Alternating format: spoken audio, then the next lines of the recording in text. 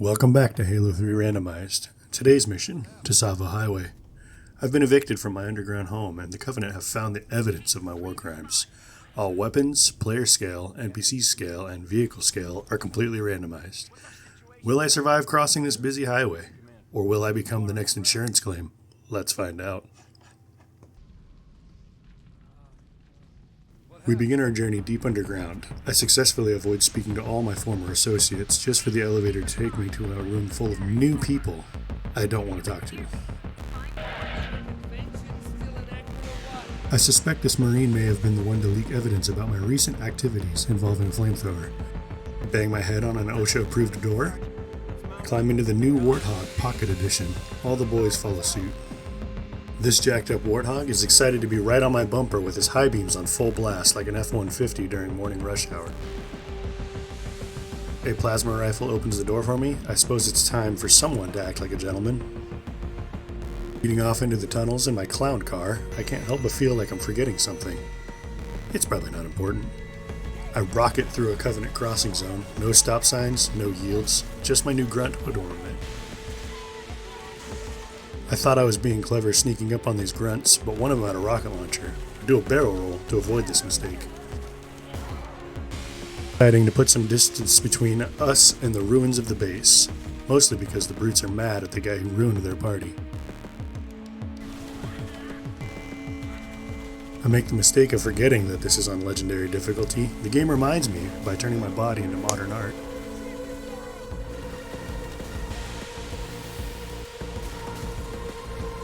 After dying a few times, I remember I have tools like this rocket launcher, guns, and the ability to not run directly into enemy fire.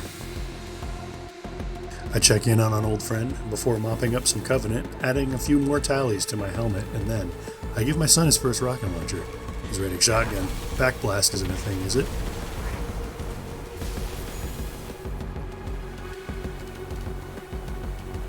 Thanks, Chief. Hey, I call shotgun. We're on the Tsavo Highway about east of Moy. The sergeant reminds us of the title of the mission. I guess we can roll credits here. A barrel tries to stop me by jamming up in my tires. I teach it a lesson by running it over again. I prematurely empty my rocket pod all over this tower. Take out the smallest turret only for it to do a magic trick and reveal its true form. Unknowingly, I kicked up the hornet's nest. I panic, and then I try to run away. One of my Marines shows she's been taking notes, fires a few extra 100 rounds into a bugger's corpse, just in case. I almost die to the Doomslayer of buggers armed with a shotgun. Then, in a moment of pure shame, I crash into the shield wall, right in front of everyone. So naturally, I destroy the barrier, not for the mission, just to erase the evidence.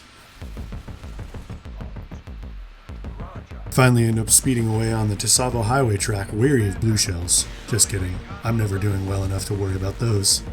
But the fun ends quickly. The road's blocked off. Guess we have to proceed on foot. This Marine has a warning that only the boys will understand. I try to snipe a few brutes from a safe distance until a surprise rocket introduces my forehead to the nearest metal object. Jetpack brutes make a surprise appearance. The surprise is my imminent demise. I get cut off at the shins like a late great war hero. Try and fail to snipe the jetpack brigade. It reminds me of the good old days of Duck Hunt.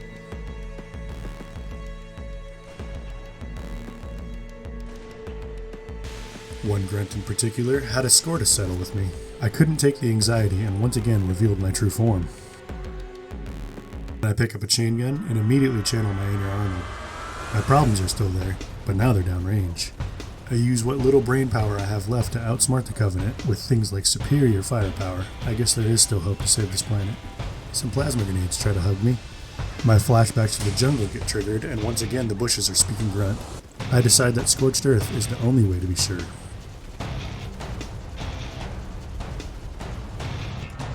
This grunt resists arrest, so I use my special takedown to subdue him. I'm told over the radio that my squad and I need to hold out. My squad being this one poor Marine who stuck with me. Fighting very bravely and cinematically, drawing the fire away from my only friend, only for the game to reward me by snapping my spine like dry spaghetti. Attempting to think strategically, I set mines up and try to create a perimeter. It ends in disaster. Then, the world's angriest action figure charges me. It's like that movie with the toy in the closet, only angrier. I keep dying over and over again. I'm starting to lose faith. But then, something miraculous happens. I start making progress. I get a few sniper kills, toss some grenades, and genuinely have a sense of real hope. This brute gives me a homemade gift. I immediately die again, reset to the last checkpoint.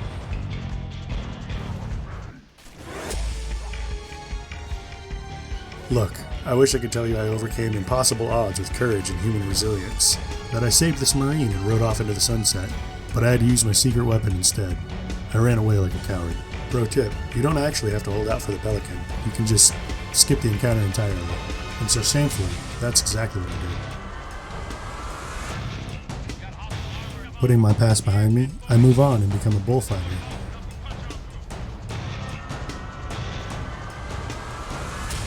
I ignore the "you must be this tall to ride" sign and sneak onto the tilt-a-whirl. Then, I find an even bigger bike. A chopper so massive, I can't even see the enemies over the handlebars. This issue roars its head immediately as I try to fight this chopper.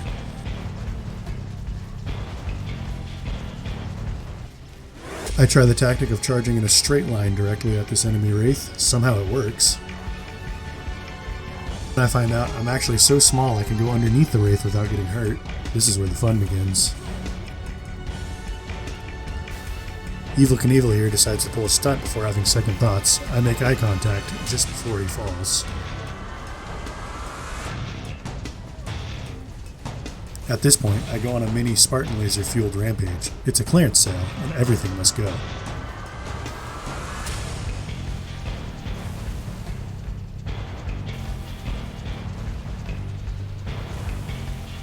I find a tank small enough to call my own. I must have it. Another brute embraces the stuntman lifestyle. I miss an embarrassing amount of shots. I blame the use of alien technology and not my lack of skill. Finally getting back onto the Rainbow Road. The brutes have set up a checkpoint, but I just so happen to have a key. I unleash hell on the blockade like it was 1776. This brute thought he was the main character. I'm finally through the checkpoint and into the final stretch of the highway. It's time to secure the landing zone. Feeling overconfident, I push too far up the line into danger, because after all, I'm in a tank. What could go wrong? I die, a few times. It goes very wrong.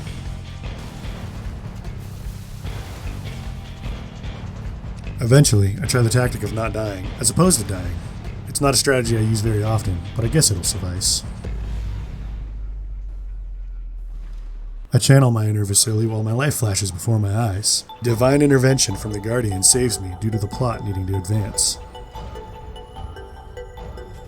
Turns out I'm a valid lock-on target for a rocket pod. Does anybody else hear that beeping? I wield the power of the gods with nobody left to use it on. I smash through the last barrier like it's my Xbox controller after a leg spike in 2008. And finally, with a floating assault rifle saving the day, I survived to Tsavo Highway. If you made it this far, thank you. If you enjoyed the video, please leave a like and check out my channel. I hope to see you in the next one. One final effort is all that remains.